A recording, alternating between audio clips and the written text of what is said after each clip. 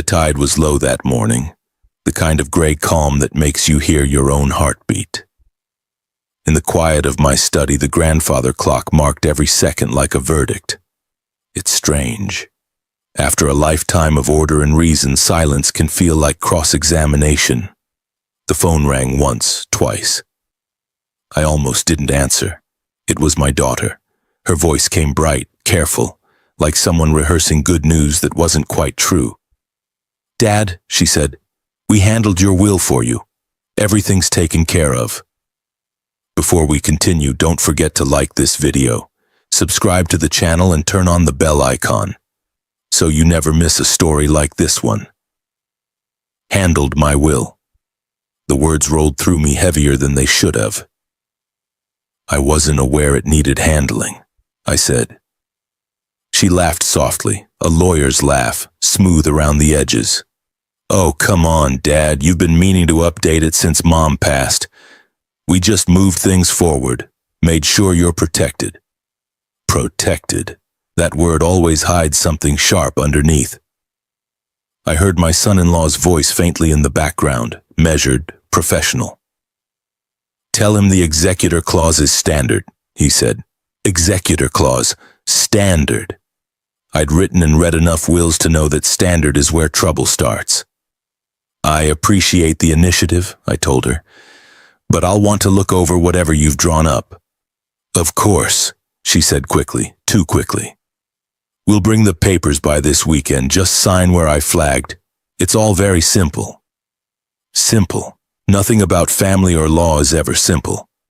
When the line went dead, I sat there for a long while, the receiver still warm in my hand. Across the desk, framed beneath glass, was an old photograph, my wife standing outside the county courthouse, sunlight catching the edge of her hair. Her eyes had that quiet conviction that used to steady me on long trial days. She once told me, "Henry, justice isn't about punishment. It's about memory." I didn't know then how much that sentence would haunt me. The study smelled faintly of old paper and salt air. Outside, gulls drifted over the harbor, calling out across the gray. I poured another cup of coffee I didn't need and opened the drawer where I kept my fountain pen. Same pen I'd used to sign every ruling in my career. Its weight in my hand still meant something. Permanence. Proof. By noon, curiosity had turned into something colder. I drove into town, past the pier and the shuttered diner, to the small bank where my safe deposit box waited behind a brass door. The clerk, a polite young man who called everyone sir, handed me the key without question.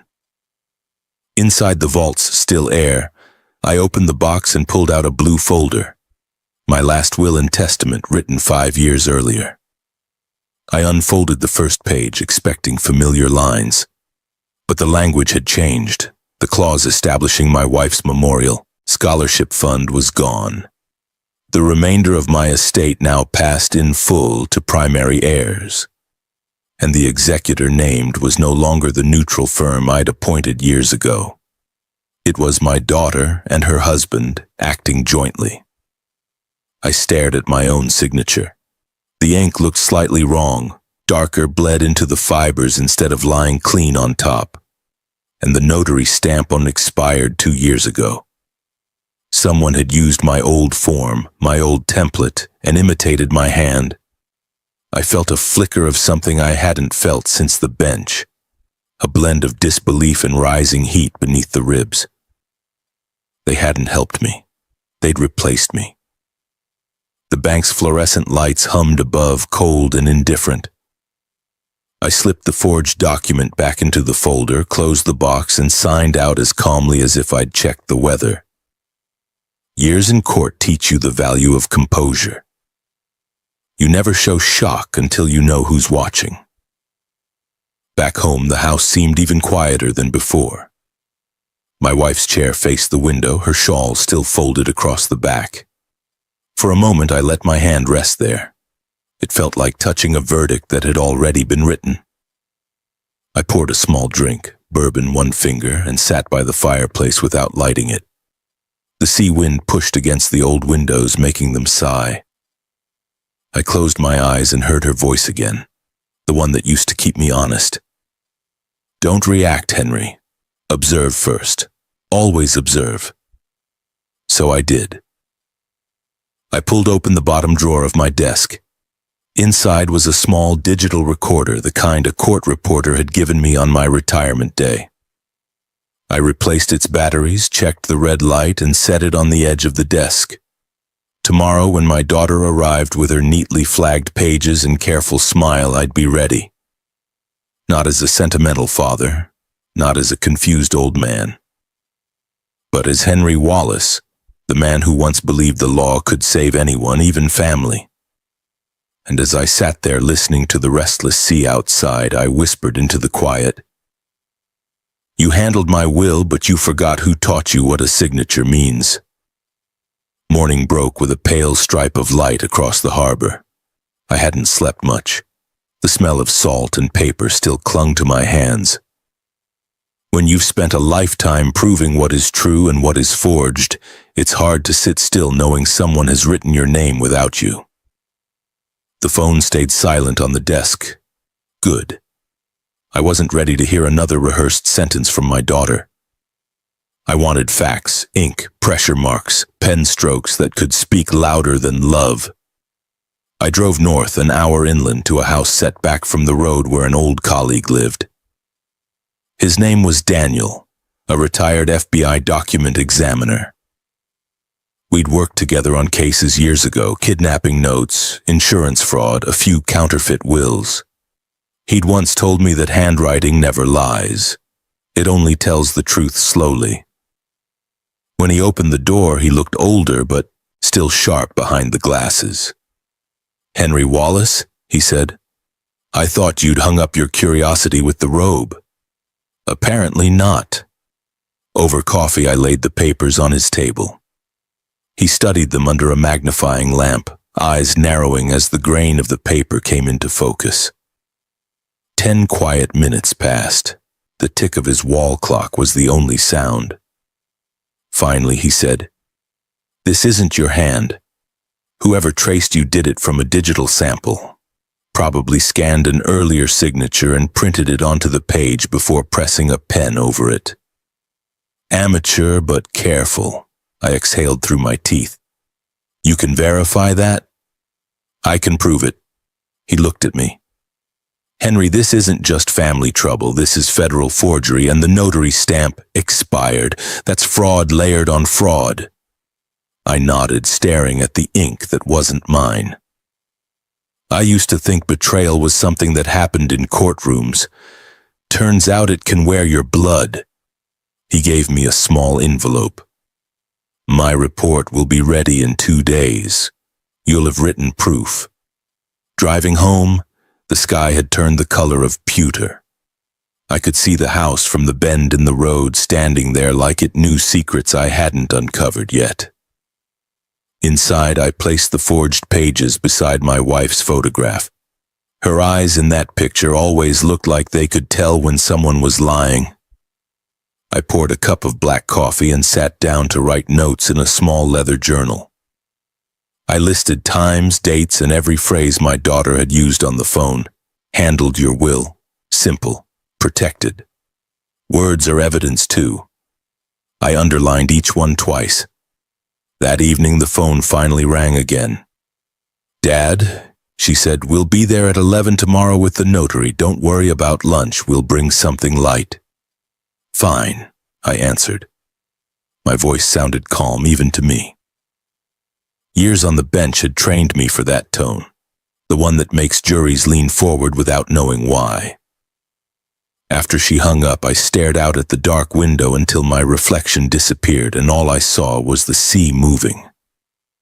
I realized I wasn't angry anymore. Anger clouds evidence. What I felt now was closer to sorrow dressed as resolve.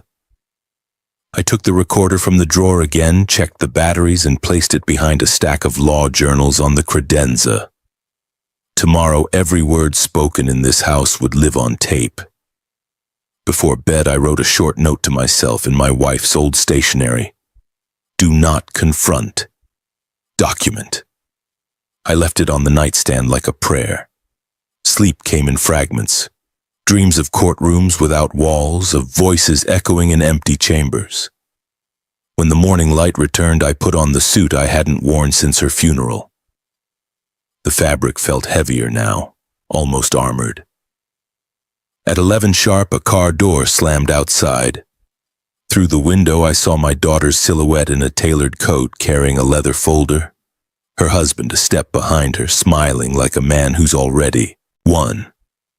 Between them walked a young woman holding a notary's briefcase. The bell rang once. I pressed the recorder's red button. Then I opened the door. When I opened the door, sunlight spilled across the entryway. My daughter stepped in first, smiling as if the air itself had rehearsed her arrival. Behind her, my son-in-law carried the folder pressed against his chest like a trophy. The notary, young, nervous, waited near the threshold, unsure whether to remove her coat. "Dad," my daughter said brightly, "we thought we'd save you a trip downtown. Everything's right here." She kissed my cheek, the kind of kiss that smells faintly of expensive perfume in distance. "Appreciate that," I said. I gestured toward the living room. "Let's sit." They settled on the couch, rearranging cushions as if preparing a stage. I remained standing near the mantel where the recorder's tiny red light blinked once every few seconds, hidden by a framed photograph. I wondered whether guilt could sense itself being recorded. She opened the folder, sliding out a stack of pages thick enough to sound official. "We kept it simple," she said.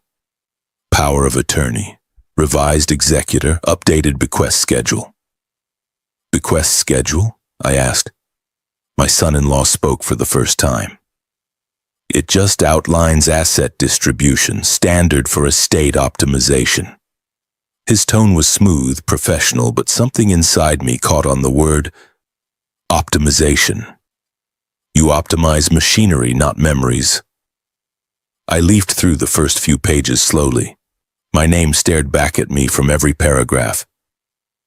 The clauses had been rearranged, the beneficiaries condensed to a single line. Even the margins looked unfamiliar. "Remind me," I said quietly, "when did I authorize you to revise my testamentary instruments?" "Dad," she laughed, "you told me last month you were tired of paperwork. I said we'd handle it, and you said, and I quote, 'Whatever makes it easier.'" I looked up. "Did I?" Her husband shifted slightly. "You might not remember every detail. It's been a stressful year." There it was, the soft insinuation of age, the hint of frailty. I could almost hear their internal narrative forming. He's losing track of things. "Maybe," I said. "Why don't you walk me through what's changed?" For the next 10 minutes, she explained each section in careful, practiced language. Every justification sounded polished, even benevolent. But beneath the civility ran a quiet assumption that the house, the accounts, the land were already theirs. I nodded in all the right places, the way defendants nod when they know the verdict has already been written. When she finished, I closed the folder and set it on the table. "You've done impressive work," I said. "Mind if I keep this copy overnight?" She hesitated, just a flicker, but recovered quickly. "Of course, take your time." The notary cleared her throat. "Do you still want me to witness today?" My son-in-law smiled politely. "Not yet. We'll let Dad rest on it." Then he turned to me. "You know, Henry, families who prepare early avoid a lot of confusion later. You're lucky to have us looking out for you." "Lucky," I repeated. "That's one word for it." They left half an hour later, confident, almost triumphant. The tires crunched down the gravel drive, fading into the hum of traffic. When the sound was gone, the house exhaled. I sat in the same chair my wife used to read in, the folder open on my knees. Her shawl still hung over the back, the scent of lavender faint but present. For a moment, I could almost believe she was leaning over my shoulder, whispering advice. "Don't argue, Henry. Build your record. Let them think you're listening." I replayed the recording once, just enough to confirm their words were clear. Every sentence came through crisp. My daughter's persuasion, my son-in-law's calculated calm, even the notary's uneasy cough. Evidence breathes best in ordinary moments. I spent the afternoon writing a detailed summary. Timestamps, observations, tone of voice. Habit, maybe, but habits have saved more lives than instincts. Then I placed the forged copy beside Daniel's preliminary report and locked both in my desk drawer. As dusk settled, I walked down to the shoreline behind the house. The wind was sharp, tasting of brine and pine needles. The water caught the last strip of sunlight and broke it into silver fragments. I used to bring my daughter here when she was small. She'd collect shells and insist each one held the sea's memory. I wondered when she stopped hearing it. The gulls wheeled overhead, calling to one another across the darkening water. I thought about the next step, about proof that couldn't be dismissed as grief or confusion. Tomorrow I would meet Daniel again for the full analysis. After that, perhaps a phone call to someone who still believed evidence mattered. I turned back toward the house, its windows glowing faintly against the gray. Somewhere inside, the recorder blinked patiently, keeping time with the clock. I realized that for the first time since my wife's passing, I felt a kind of purpose, not the proud certainty of a judge delivering a verdict, but the quieter duty of a man who refuses to be erased by his own children. The next morning, the fog came in thick from the harbor, a gray wall that softened everything it touched. I sat by the kitchen window with a cup of black coffee, watching the world blur. Fog is honest that way. It never pretends you can see what's ahead. At 10:30, the phone rang, my daughter again, sounding cheerful, almost relieved. "Dad, Ethan and I thought we'd take you to dinner tonight. No paperwork, no stress, just family time." Family time, a term that once meant laughter and pie, now a signal to keep my guard up. I agreed. Old habits die quietly. You study your opponent better when they believe they're winning. The restaurant sat on the hill above town, one of those renovated inns with polished brass lamps and a view of the water. They were already seated when I arrived, backs straight, matching smiles. The hostess led me over, whispering, "Your daughter said it's a special night." I took the seat opposite them. Candlelight glimmered on the silverware between us, thin lines of reflected fire. My daughter reached across the table, resting her hand lightly on mine. "Dad, I'm sorry if yesterday felt rushed. We just want to make sure everything's secure." Secure. The word again. Always tidy, always controlling. My son-in-law signaled the waiter for wine. "We thought about Mom today," he said, gentle, solemn. "You built a beautiful life with her. We'd like to honor that by keeping the estate intact so it stays in the family." In the family. I nodded, letting the sentiment settle before answering. "A noble intention," I said. "You've both done well for yourselves. I suppose you'll know how to manage it." He smiled, relieved. My daughter looked down, hiding whatever flickered behind her eyes. They thought the wall had given way. When the waiter left, I asked casually, "Tell me something. Do either of you still believe in oaths?" My son-in-law blinked. "Oaths? The kind we take before the court," I said. "Sworn duty, full truth, nothing withheld. I used to watch people promise that and still find a way to lie." My daughter's hand tightened on her glass. "Dad, we're not in court." "No," I said. "We're in something far more dangerous. Family." Silence stretched between us, fragile as the stem of the glass she held. Finally, she exhaled. "You don't trust us." "I'm deciding whether to," I replied. "Trust, once questioned, needs evidence." Her husband's voice softened. "Henry, you've been under strain." It's normal to second-guess things. He almost sounded kind, which is how manipulation hides best. I'd seen that tone break juries, it wouldn't break me. Dinner moved on through small talk. Work, weather, the town's decline. Beneath every line was subtext, each of us measuring the other. I kept my questions mild. Investments, office gossip, recent cases, they answered smoothly.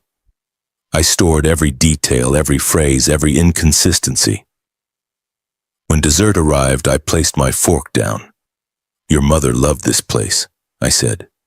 "She once told me we judge people by how they treat waiters, and the truth. You've both been polite tonight." My daughter looked at me, uncertain whether she was being praised or warned. I gave her nothing to read. Outside, the air was colder. In the parking lot, they hugged me, warm but hurried. My son-in-law said, "We'll finalize everything next week. You'll feel better once it's settled." "I'm sure I will," I said.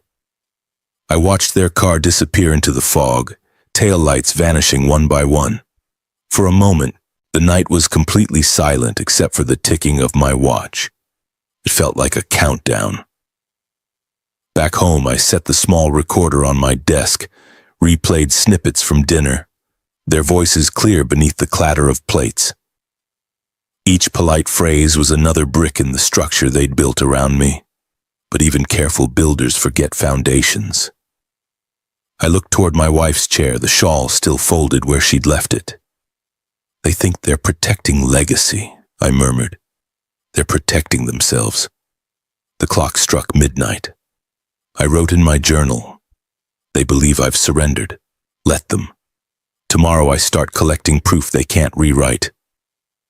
Outside, the fog thinned, revealing the faint line of the horizon. It felt like the first opening in a long case, small, but enough to let light in. I woke before sunrise, the house still wrapped in salt-gray light. Habit pulled me out of bed at 5. 40 years of court schedules leave a man unable to sleep past dawn. The coffee pot gurgled, the same tired rhythm that used to greet my wife when she prepared for her classes. I stood at the window and watched the fog thin above the harbor. A gull drifted past, indifferent, free of paperwork and promises. The night's conversation replayed in my head, each polite phrase, each careful pause. My daughter's smile had been perfect, too perfect. Perfection, in people or testimony, is always a sign something's been rehearsed. I sat at my desk, opened a clean notebook, and wrote, "Step 1, information." If they meant to treat me like a confused old man, then I would act the part until the evidence spoke louder than I could. The morning mail arrived around 8. Among the circulars and sympathy cards that still trickled in months after my wife's passing was an envelope marked County Records Office. Inside, a receipt confirmed that certified copies of my deed had been requested the previous week. The signature line read, "Authorized by Executor." I hadn't requested anything. Someone had used that new forged authority already. I called Daniel just after 9. He answered on the first ring. "Henry, I was about to call you. I finished the analysis. The signature on that will is a reproduction. Digital overlay and pen tracing, exactly what we suspected. I've prepared an affidavit." "Good," I said. "Hold it. Don't send it anywhere yet." "You planning to handle this quietly?" "For now." I glanced toward the photograph of my daughter on the bookshelf, the one taken on her law school graduation day, cap tilted, eyes proud. "Sometimes the truth needs to walk before it runs." He grunted softly. "Be careful who hears your footsteps." After we hung up, I drove into town, parking behind the old courthouse. Inside, the air smelled of polish and dust. I still knew half the clerks by name. One of them, Marla, had worked probate for 20 years. When she saw me, she smiled, surprised. "Judge Wallace, haven't seen you since the retirement dinner. What brings you back?" "Curiosity," I said. "Do you happen to know if anyone's filed an update on my estate? Purely administrative interest?" She frowned, typed quickly. There was an inquiry logged yesterday, preliminary notice of amendment. Filed electronically under your case number. She turned the monitor slightly. My daughter's email address blinked in blue at the bottom of the form. I felt the air thin. May I have a copy of that submission? Marla printed it, slid it across the counter. Everything all right? Just checking the health of the system, I said. Back in the car, I stared at the paper, at the certainty of the proof. They weren't waiting for my signature anymore. They were building a trail of legitimacy while I breathed. It wasn't only greed, it was strategy. That afternoon, I visited the bank again.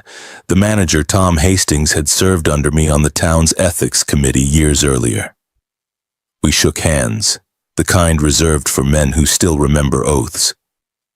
Tom, I said quietly, I need copies of every withdrawal, transfer, or inquiry connected to my trust accounts for the last 60 days. Discreetly. He studied me. Everything okay? Not yet, I said. But it will be. He returned with the records. 2 accounts accessed online from an IP address registered to a firm in Boston. My son-in-law's firm. They'd already moved small sums, testing the locks before breaking the door. By evening, the desk was covered with folders, copies of deeds, bank statements, Daniel's analysis, and the recorder's memory card. I labeled each in my own handwriting, neat block letters the way I'd done for every trial file I ever kept. The phone rang again just after dark. Dad, my daughter said, we were thinking of stopping by tomorrow to finalize a few signatures. Tomorrow works, I answered, and early's best. I like to start my days with clarity. She laughed softly. Still the judge. When the call ended, I leaned back, feeling the familiar weight of preparation settle over me. It was almost comforting, the discipline of assembling truth piece by piece. People think investigation is excitement. It isn't. It's patience. You wait for someone to believe they're safe enough to reveal themselves. I poured a small measure of bourbon, opened the window, and let the sea air in. Somewhere in that breeze was my wife's voice again, quiet, steady. Don't strike yet. Let them write their own confession. I raised the glass toward her photograph. One more case, love. Just one more. The next morning broke sharp and cold. Sunlight came in low across the water, gilding the windows like a promise I didn't believe. I shaved, put on a pressed shirt, and brewed coffee strong enough to cut through the taste of sleep. The day ahead would need a clear mind. Before 8, I dialed a number I hadn't called in years. It rang 3 times before a gravelly voice answered, Henry Wallace. Thought you'd forgotten me. I could say the same, Nathan, I replied. Still chasing stories? He laughed.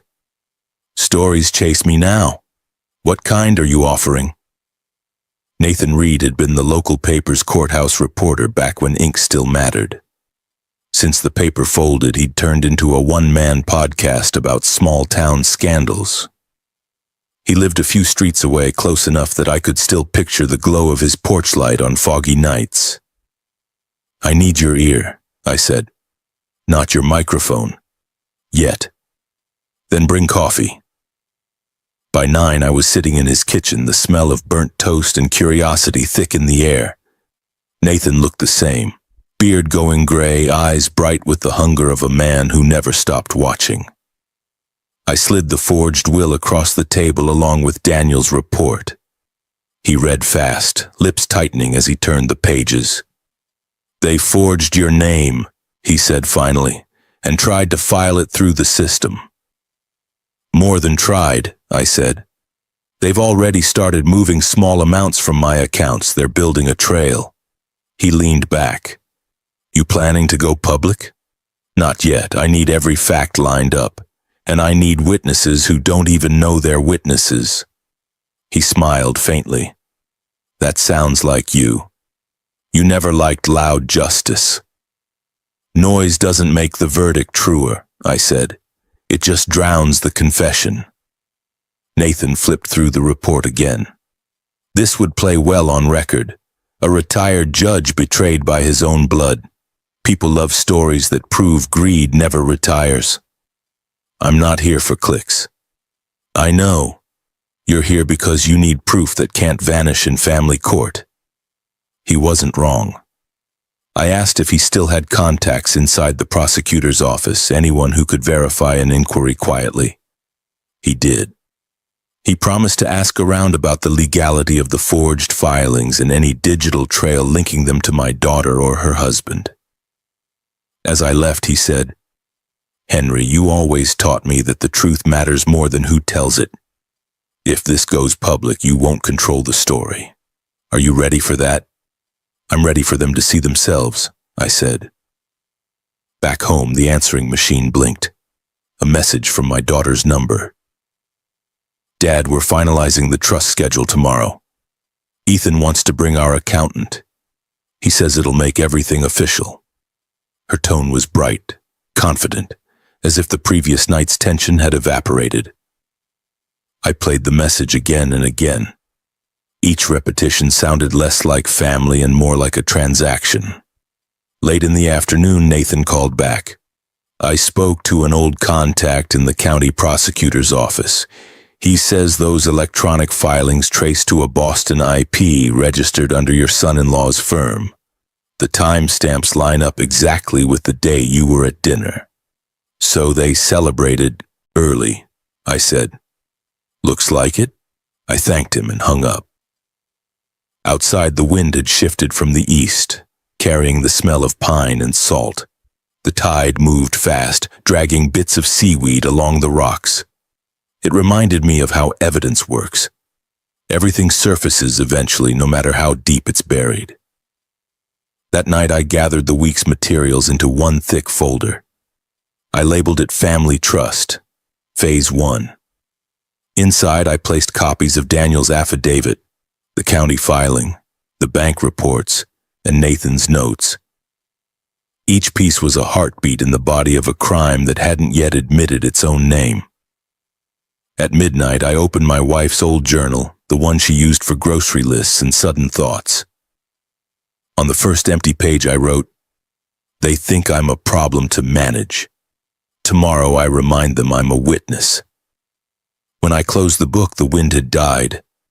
The house felt different, less like a tomb, more like a waiting room. I turned off the lamp and whispered into the dark, "Soon." The morning air felt heavier than usual, the kind that presses on the ribs and makes every sound carry farther than it should. I spent the first hour arranging the papers on my desk. The affidavit from Daniel, the county filing, the bank reports, each marked with neat red tabs. The recorder sat at the edge, its battery light green. I checked it twice, maybe 3 times. Habit. Judges learn that truth needs more than memory. At 10:30, tires crunched on the gravel outside. A car door shut, then another. My daughter's voice came through the screen door, bright as glass. "Dad, we thought we'd stop by, see how you're feeling." I called back, "Come in." They entered together, my daughter and her husband, carrying a folder and 2 paper cups of coffee like peace offerings. The smell of cinnamon floated in behind them, false comfort. I gestured toward the sitting room. She looked around. "You've been busy," she said, noticing the files on the desk. "Working on something?" "Just cleaning old cases," I said.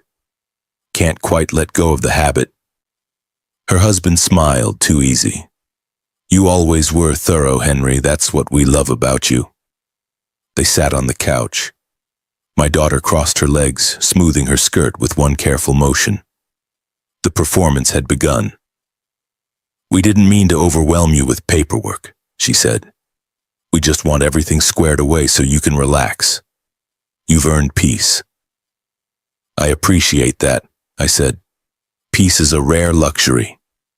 She leaned forward. "There's one last form the accountant needs signed. It's routine. Just confirmation of the trust allocation." I looked at the page she slid across the table. My own name sat there again beneath pre-filled lines. This time, I recognized the phrasing. An irrevocable assignment clause. Once I signed, every property and account would move into joint management under them. I kept my tone even. "You've done your homework," her husband said smoothly. "This is the best way to protect your estate from taxation and litigation. It's in everyone's interest." "In everyone's interest," I repeated. "And what about mine?" My daughter hesitated. "Dad, you sound suspicious. We're just trying to help. You forget things sometimes. We want to be sure everything's safe." There it was, the line I'd been waiting for. The whisper of incompetence, the first step in rewriting a man's sanity. "I see," I said quietly. "And if I refuse to sign?" Her husband's smile thinned. "Then we'll have to involve an independent evaluator. Just procedure." I folded the paper carefully and placed it back in the folder. "I'm grateful for your concern, truly.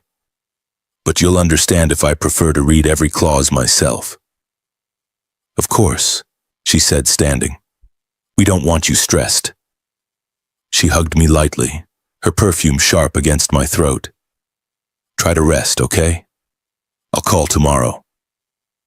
They left soon after. The sound of their car receded down the lane until only the gulls remained. I walked back to the desk, pressed the recorder's stop button, and sat down. The file in front of me now contained more than signatures.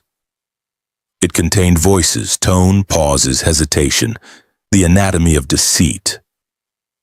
For a long time I stared at the empty doorway where they'd stood. There had been a flicker, a single look from my daughter as she turned away. Not guilt, not yet fear, but something that knew this might not go as smoothly as she'd planned. That look gave me the strength to continue. I called Nathan. "They came," I said. "Tried to push one more document. It's all recorded." He whistled softly. "That's your confession, Henry. You just need a delivery method." "I'm thinking public," I said. "A place they can't edit or deny." "The old courthouse?" "Something like that." After we hung up, I sat for a long while with the window open. The sea rolled below the cliff, steady and unbothered. I thought of my wife again, how she used to leave the back door open when she baked to let truth and breeze move freely through the house. She would have told me not to hate them, but even mercy needs evidence. By evening, I'd drawn up a new note in my journal. Step 2, set the stage. Let them speak under lights they can't control. The house settled into night. I locked the folder in the drawer, turned off the lamp, and listened to the quiet. Somewhere beneath that silence was justice, stretching its limbs, getting ready to stand again. By morning, resolve had replaced sleep. The folder on my desk had grown thick. Documents, recordings, notes written in my precise script. Each page was another thread in the web my daughter and her husband had spun. It was time to see if the law I had spent a lifetime defending still had room for an old man's truth. I drove to Portland, 2 hours south along the coast. The highway wounds between evergreens and glimpses of sea. The radio stayed off. I needed silence to rehearse what I would and wouldn't say. The federal building hadn't changed since my last testimony there. Same marble lobby, same echo that makes every step sound like an announcement. I asked the receptionist if Special Agent Evelyn Ross still worked financial crimes. She did. We'd crossed paths years ago. She testified in one of my last trials, young then, sharp as frost. When she appeared, she recognized me at once. "Judge Wallace," she said, offering a hand. "I heard you retired to the quiet life." "I tried," I said, "but quiet has a way of turning suspicious." In her office, sunlight cut across framed commendations and stacks of case files. She gestured to a chair. "What brings you to me, sir?" I placed the folder on her desk. "Forgery, wire fraud, both committed by people who share my last name." Her expression didn't change. Years in the bureau teach restraint. She opened the folder, scanning the first few pages. You have documentation? Certified analysis from a former FBI examiner, I said. Recorded conversations, electronic filings from out of state. I've confirmed unauthorized financial activity. She nodded slowly. And you verified the recordings yourself? I have. They're clear. I know the voices. She kept reading for several minutes, turning pages with careful fingers. Finally, she looked up. This is serious, Henry. Forgery of federal documents, use of interstate systems, possible conspiracy. But I have to ask, are you prepared for this to become public? Once we open a case, it doesn't go back in the box. I understand, I said. I've spent half a lifetime watching people learn that truth isn't private property. She studied me for a moment longer, then stood. I'll need digital copies, and I'll need you to keep them talking. If we can record an admission, verbal acknowledgement of the forgery, that would close the gap. That's already happening, I said. They think I'm confused. They keep explaining their plan slowly, like I'm hard of hearing. A small smile tugged at her mouth. Then let them keep explaining. I'll assign a technical agent to backtrace the digital filings. When we can link the IPs and the recordings, we'll move. I gathered my coat. Thank you, Agent Ross. Evelyn, she corrected. You're not on the bench anymore. Call if they contact you again, even for dinner. Especially dinner. Outside, the wind had picked up. Seagulls wheeled above the parking lot, their cries sharp against the sky. I stood for a moment, breathing the cold air, feeling something I hadn't felt in months. A sense of alignment. The world might still tilt toward justice, given the right nudge. On the drive home, I stopped at a diner off Route 1. The waitress recognized me, called me Judge, poured coffee without asking. Still keeping people honest? She joked. Trying, I said. Some cases never retire. Back at the house, I opened my journal. On a new page, I wrote, Step 3, engagement. Law re-enters the room. Never raise your voice. Let evidence speak. The phone rang around 6, my daughter again. Dad, are you free this weekend? We thought we'd have a small dinner, just us. We can finalize the papers afterward. That sounds fine, I said. My voice was steady, almost kind. I'll look forward to it. After I hung up, I called Evelyn. They've scheduled their next move, I told her. Saturday night, my house. I'll have a unit nearby, she said. Keep the recorder on, let them talk. As darkness settled, I poured a single glass of bourbon and stood by the window. The harbor lights blinked in rhythm with the recorder's small red dot. For the first time since this began, the silence in the house didn't feel like loss. It felt like anticipation. By Thursday afternoon, the plan was ready, every detail measured, every risk accepted. It felt strange to prepare a celebration whose purpose was confrontation, but I'd learned that truth arrives best when people expect applause. Nathan came by to help with logistics. We sat at the kitchen table while gulls circled outside the window. You sure you want it here? He asked. You could stage it anywhere. I want them to feel at home, I said. People reveal themselves where they feel safest. We made the invitations look simple. A retirement gathering for Judge Henry Wallace, friends, family, colleagues, light refreshments at the old courthouse on Saturday evening.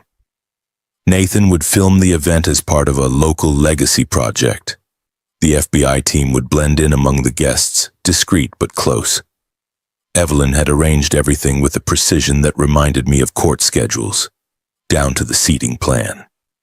By Saturday morning, the house smelled of polish and tension. I chose my best suit, the dark one my wife had insisted made me look trustworthy but dangerous. I pinned her small silver brooch to the lapel. It felt like armor. The courthouse hadn't changed much since I'd left it. Wooden benches, tall windows, that faint odor of dust and salt air that clings to old buildings near the sea. Volunteers from the town historical society had helped set up tables of coffee and pastries, a podium at the front, a small banner that read, "Honoring a Lifetime of Justice." It was almost too fitting. Guests began arriving. Former clerks, a few old attorneys, neighbors, curious faces from town. My daughter and her husband came fashionably late, as always, all smiles.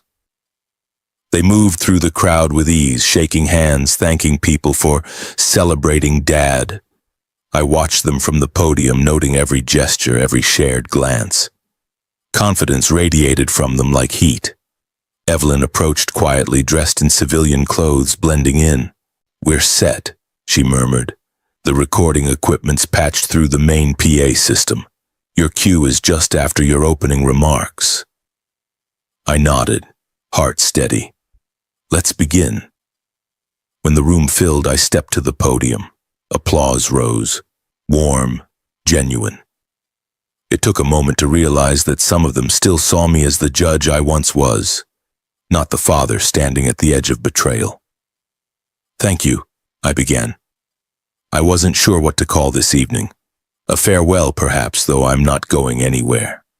Or maybe a reckoning. I've spent most of my life asking others to tell the truth. Tonight I thought I'd offer some of my own. A ripple moved through the crowd, nervous laughter, polite confusion. My daughter's smile flickered but held. Her husband folded his arms, cautious now. "When I retired," I continued, "I thought peace would come easily. But sometimes the hardest cases wait until the end. They hide in your own blood, dressed as concern." I glanced at the first row where they sat together. A few months ago, my family offered to handle my will. Out of love, of course. And I, being tired, allowed them to help. It was only later I discovered that help had a signature I never gave. The room went still. My daughter stood slightly, half a protest forming. Before she could speak, I pressed a small remote in my hand. The speakers filled with familiar voices, hers and her husband's, from my living room days earlier. Her laughter. "He forgets things sometimes. Once it's signed, we can take care of everything." His calm reply, "Just get him to initial the last page, he won't notice." Gasps rippled through the audience. The notary seated near the back covered her mouth. My daughter's face drained of color. Evelyn moved forward quietly with two agents. "Please stay seated," she said. Her voice was firm but calm. My daughter whispered, "Dad, what are you doing?" "What I was trained to do," I said. "Establish the record." Her husband turned, searching for a way out, but the agents were already beside him. The cuffs clicked softly, almost polite. I looked out at the crowd. In every courtroom I ever served, I believed truth had weight, that it could stand on its own feet if given a fair chance. Tonight, I'm grateful to find that faith wasn't misplaced. Applause didn't come right away. People sat in silence, processing. Then someone, maybe Nathan, started clapping, slow and deliberate. Others joined, unsure whether they were applauding justice or the courage it took to deliver it. I left the podium and walked down the aisle. My daughter looked up at me, eyes wet, lips trembling with disbelief. "You called the FBI?" "I called the truth," I said. Outside, the evening air smelled of rain and seaweed. The courthouse steps glistened faintly under the streetlights.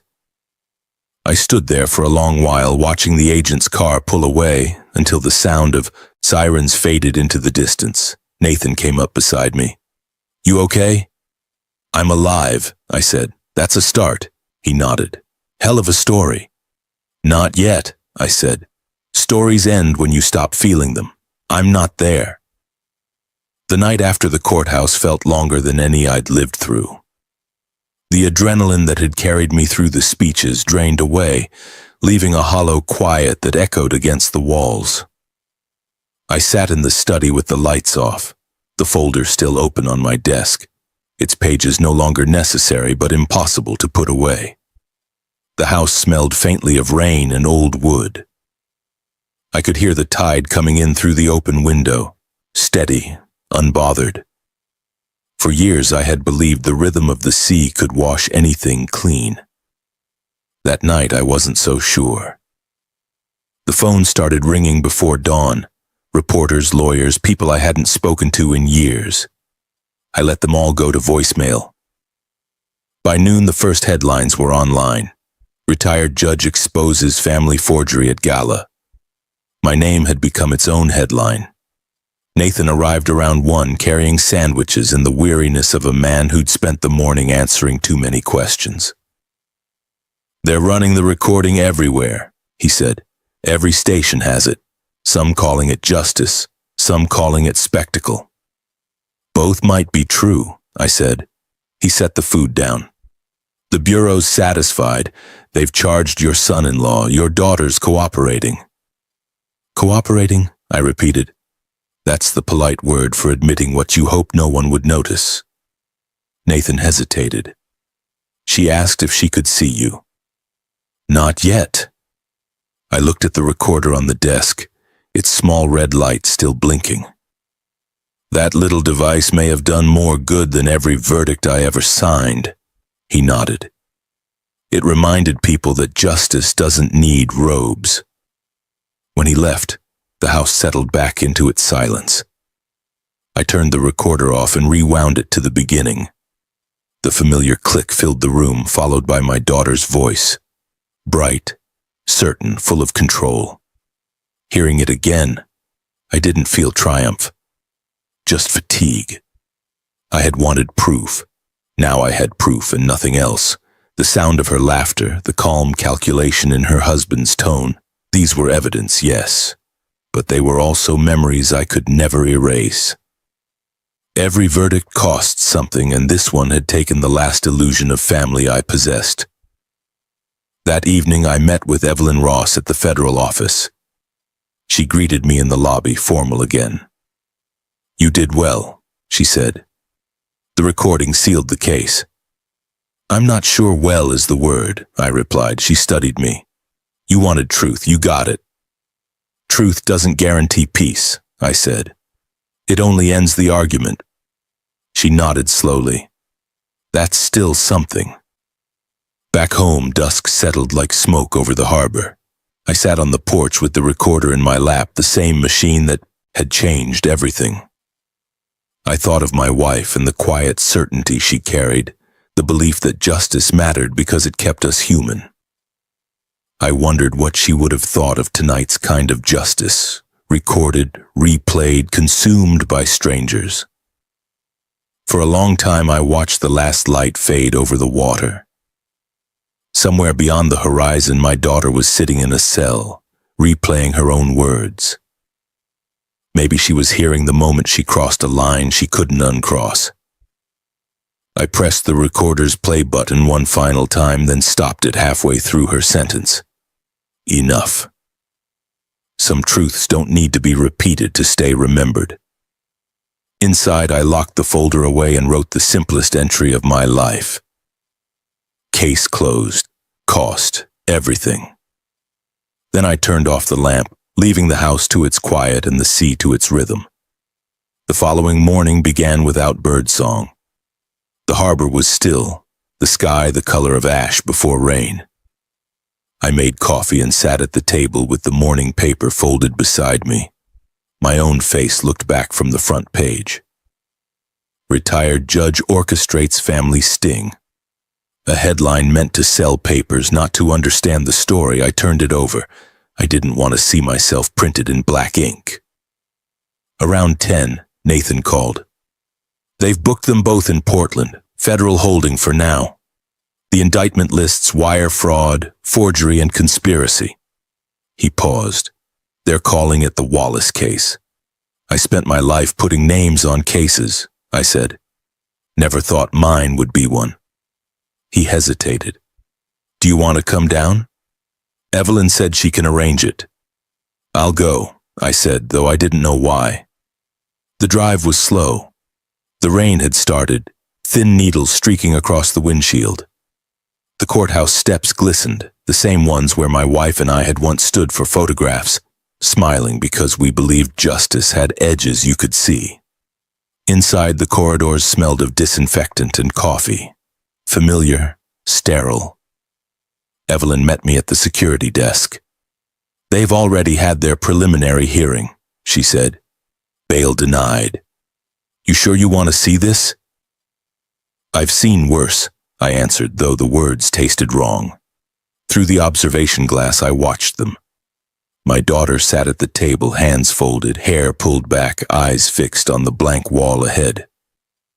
Her husband leaned toward the defense lawyer, still speaking in that low, professional tone, as if this were a negotiation, not a reckoning. Evelyn said quietly, "She's cooperating. She told us it started with him, that he pushed the idea, said you wouldn't notice." I nodded. He underestimated what a lifetime of noticing does to a man. "She'll probably get a lesser sentence," Evelyn added.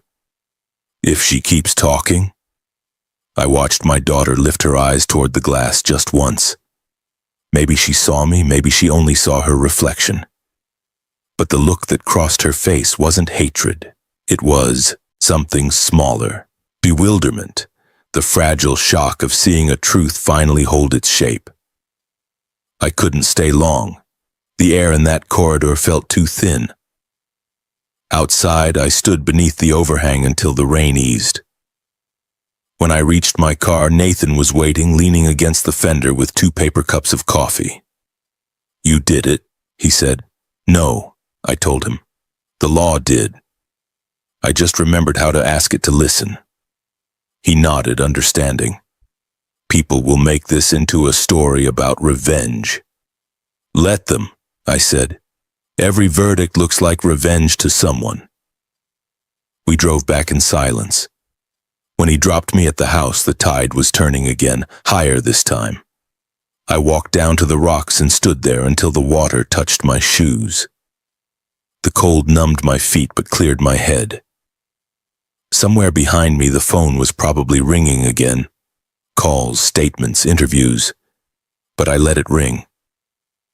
That night, I wrote a short letter to my daughter. I didn't write about guilt or forgiveness.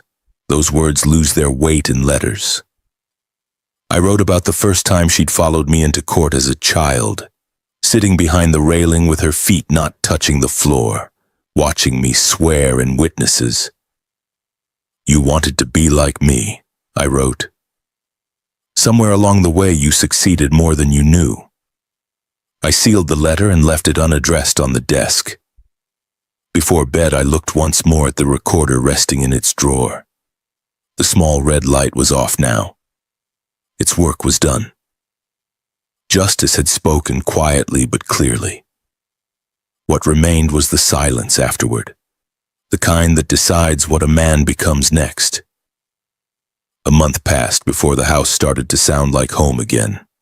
The phone still rang, letters still came, some from strangers thanking me for standing up, some from lawyers looking for comment, a few from old colleagues who simply wanted to know if I was all right. I answered almost none of them. Most mornings I walked the shoreline behind the house, the cold sand pressing into my shoes. The gulls followed the tide out, leaving the rocks slick and empty. There was peace in that emptiness. Not the kind I'd imagined. No grand closure, just the quiet relief of nothing left to hide. The FBI sent a formal report. My daughter had accepted a plea. 2 years suspended community service cooperation. My son-in-law faced trial. The system had turned its wheels as it was designed to. Evelyn's note at the bottom of the packet read, "Thank you for trusting the process." I placed the report in a drawer and locked it without ceremony. The law had done its part. Now came the human half.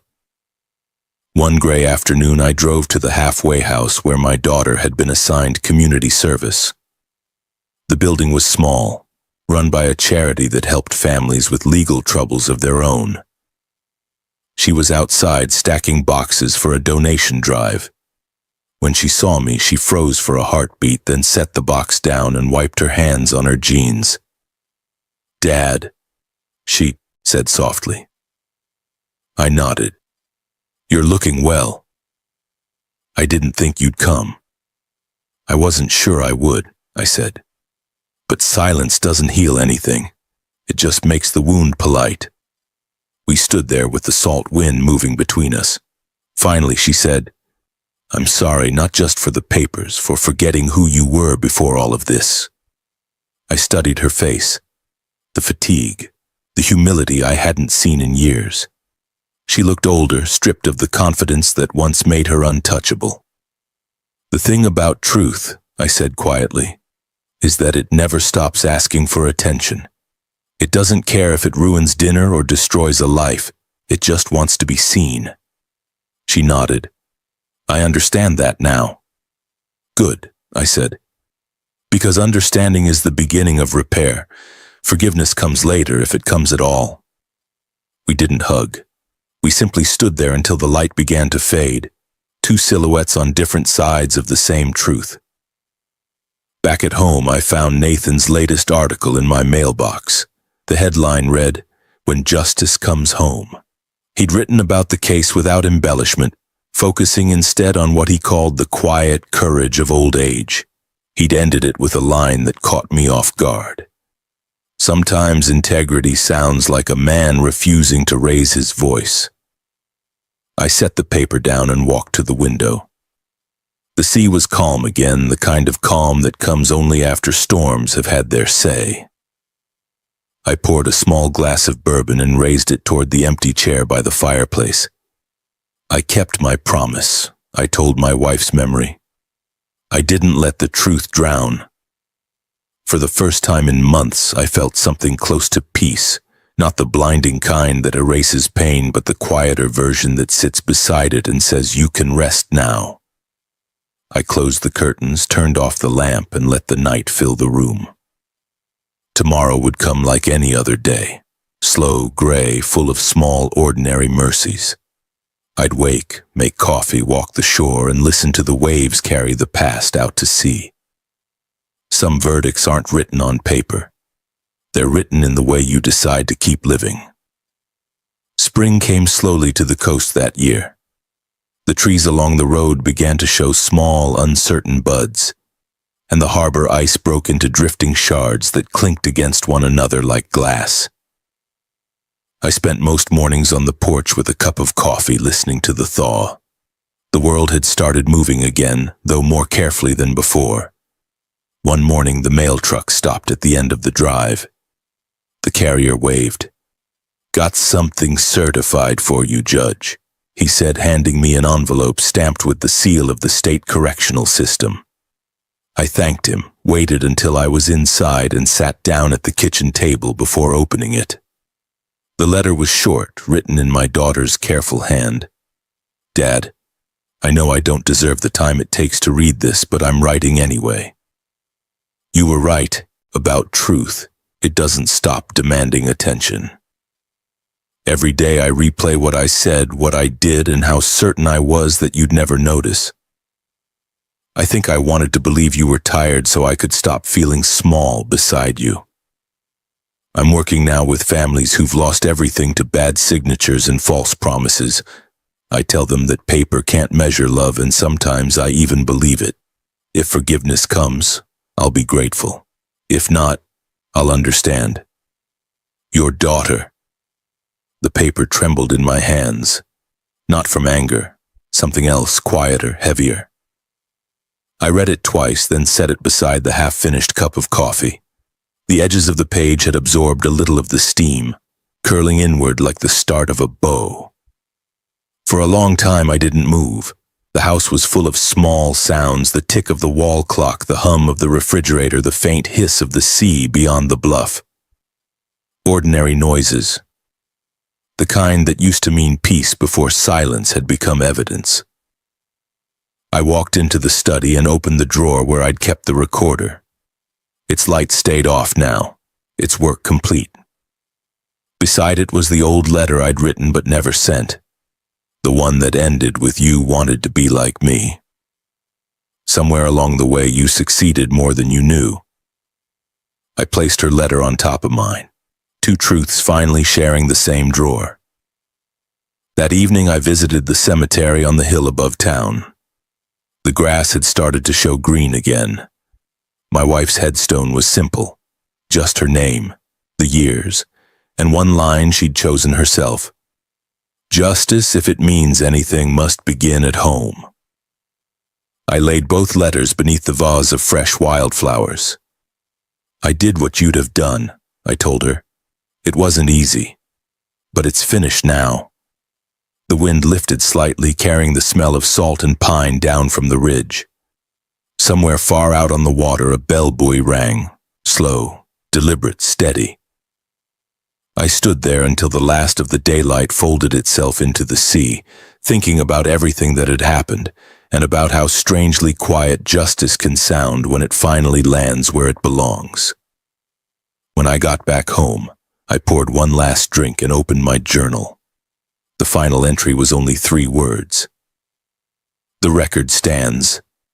Then I closed the book, blew out the lamp, and let the dark settle around me like forgiveness.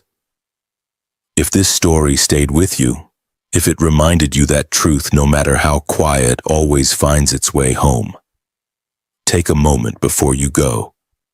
Like this video, subscribe to the channel, and turn on the bell icon, so you never miss another story where justice speaks softly, but never stops speaking.